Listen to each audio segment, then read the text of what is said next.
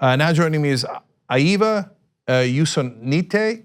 I'm so bad with names. All right, Aiva, how you doing? Very good. Thank you for having me. All right. Now, Aiva is a professor at Harvard. She wrote a book called Threshold: Emergency Responders on the U.S.-Mexico Border, which you should all check out. So, Aiva, you were on both sides of the border, Mexican and U.S., and you were largely with first responders. So first, I want to get into the nuances of the issue in a second, but first tell us what you did and what you saw. So when I arrived at the border, I already came there as a paramedic and volunteer firefighter.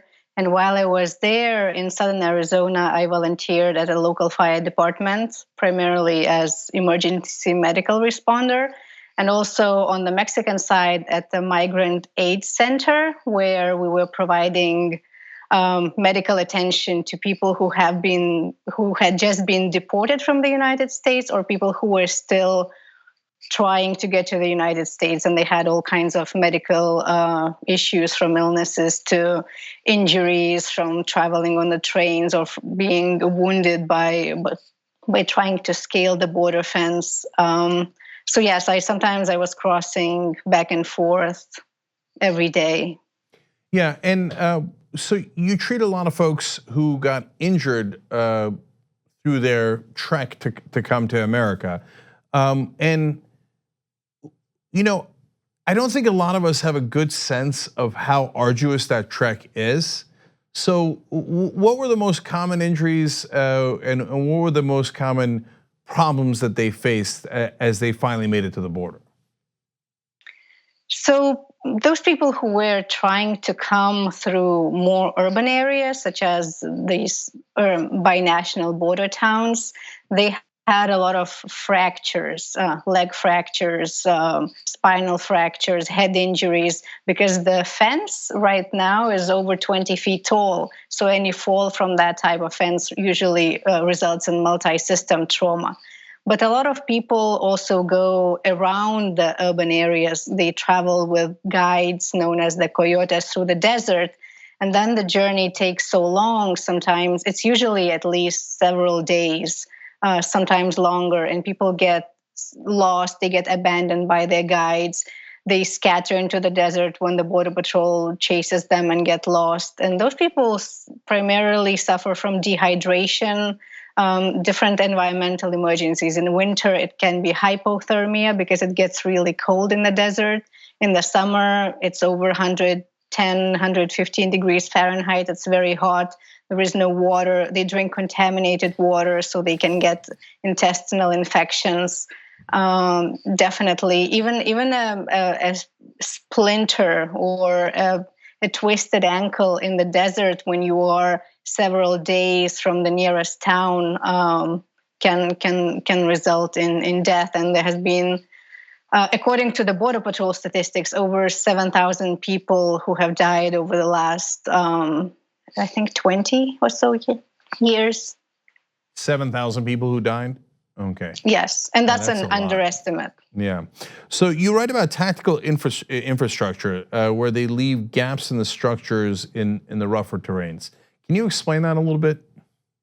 So tactical infrastructure is the concept that the Border Patrol uses for all the materials and technologies that they deploy in order to regulate movement, make it possible somewhere and impossible elsewhere. The border fence is the major component of the tactical infrastructure, and the design of the fence has changed. So in the 1990s and early 2000s, we had this fence that was only 8 to 12 feet tall, but it was made from the landing mats that were used in the Vietnam War. It had very sharp edges, and people sometimes got their fingers amputated when they crossed.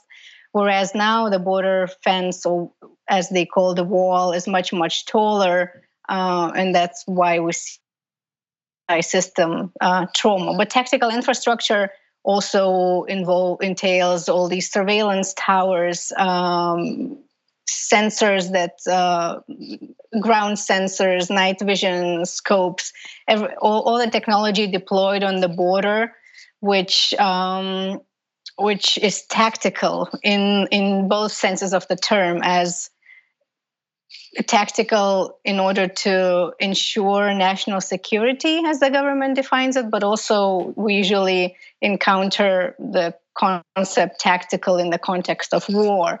And what we are seeing in the borderlands is really war on drugs, war on crime, war on terror, and now war on immigration. And the tactical infrastructure is deployed there to mitigate all of these threats to the country. Yeah, when all you have is a hammer, everything looks like nails. So now we declare war on everything, including people. So, but now let's get into the harder questions, because I hear you on that. If you got a fence or a wall in one area where it's built easier to build, and hence it would have been easier to cross, and that's why they put the fence there. It's harder to build in rougher terrain, and plus it's harder to cross. On the one hand, I get the logic of that. On the other hand, it causes more injuries and more deaths to people. But I'm curious what you think. Should we not have any fence or wall at all? And then in that scenario where it is relatively easy to cross in those areas, are we okay with that? What's your take on that? Well, the fortification of the border is really the wrong answer to immigration questions that definitely need addressing through reform. A lot of people who are coming now, and it has changed since the time when I was there, are seeking asylum. They present themselves to the Border Patrol. They come to the ports of entry. They wait in long lines to ask for asylum. So the border fence does nothing to deter them. I think it's okay for countries to have jurisdictional divides like we have between the United States and Canada, where we have different laws, where there are procedures for coming into the other country to work or to visit family members.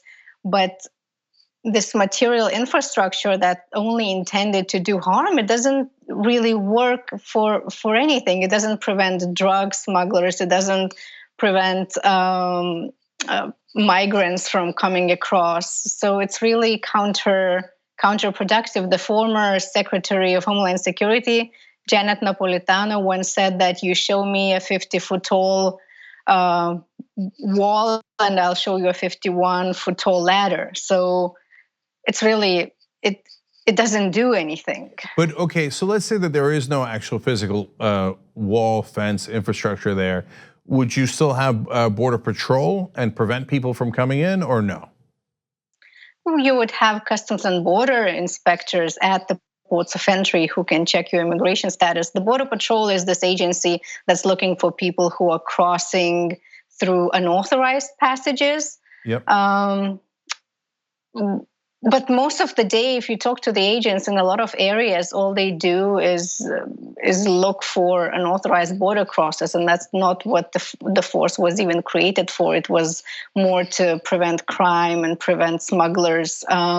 So I don't think we would need Border Patrol if we had sensible immigration policies and temporary worker permits and a well-staffed asylum system. Right. Yeah. I'm not sure I agree with that, but I think it's an interesting conversation, and I do know that this current system we have is inhumane, and I think the answers are a little bit complicated, but a conversation worth having. So I want to learn more. So in your experience at the border, are there a lot of drug smugglers coming in through the parts of the border that are not guarded? Or I know that most of the drugs are brought in through ports of entry, but are there still some or a lot of drug dealers that do come in through the border? So you're right. Most of the loads, and especially of the expensive drugs, so cocaine, meth, heroin, fentanyl, they come through the ports of entry, hidden in compartments of vehicles and with vegetables and fruit. What we see in less policed border areas, where further away from towns and where the fence is not as tall, is people carrying bales of marijuana, because it's very bulky and it's much harder and to disguise it, conceal it in vehicles that cross the ports of entry. But as we know, in terms of marijuana, as states continue to legalize it in different states in the U.S., it will the profitability of this business will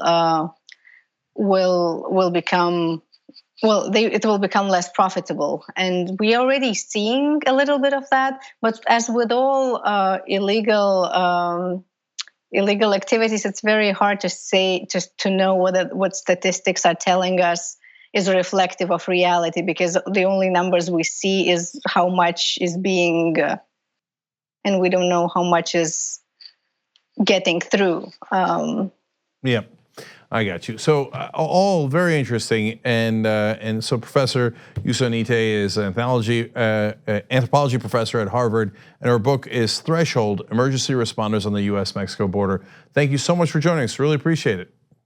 Thank you. Thanks for watching this free clip of the Young Turks. Don't forget to become a TYT member today.